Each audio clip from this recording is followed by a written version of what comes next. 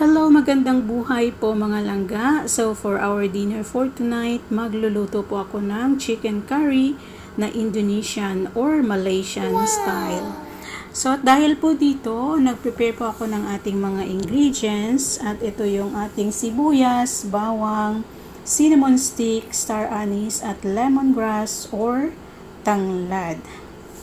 At syempre, didikdikin po natin lahat yan kasi mas masarap kapag dinikdik talaga at iba yung lasa na ginamit na machine lang siya.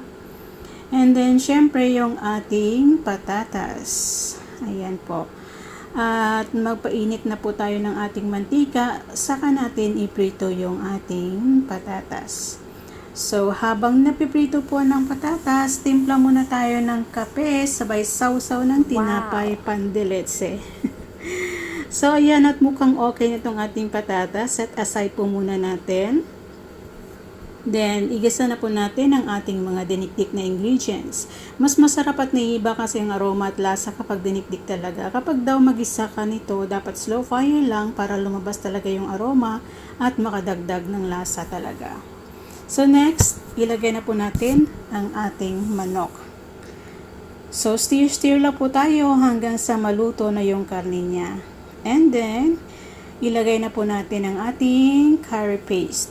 So, hopefully, hindi siya masyadong manghang. So, tansyahan lang po tayo dito. Ayaw kasi ni Amo na yung masyadong spicy siya. Next, lagyan natin ng coconut cream. At dahil ito lang yung natira sa akin, so I'm sure na hindi po ito sapat.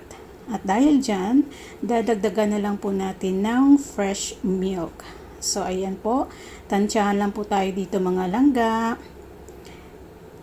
Ayan po. Next, pwede na nating ilagay yung ating cinnamon stick at star anise. And then, takpan po muna natin hanggang sa kumulo.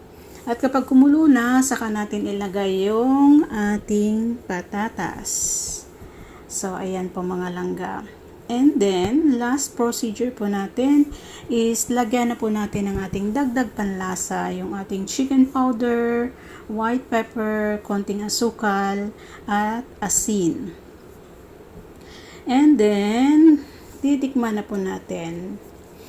Super yummy talaga mga langga. Malaysian style talagang lasa. Hindi siya ganong spicy. Gawa ng nilagyan po natin siya ng fresh milk.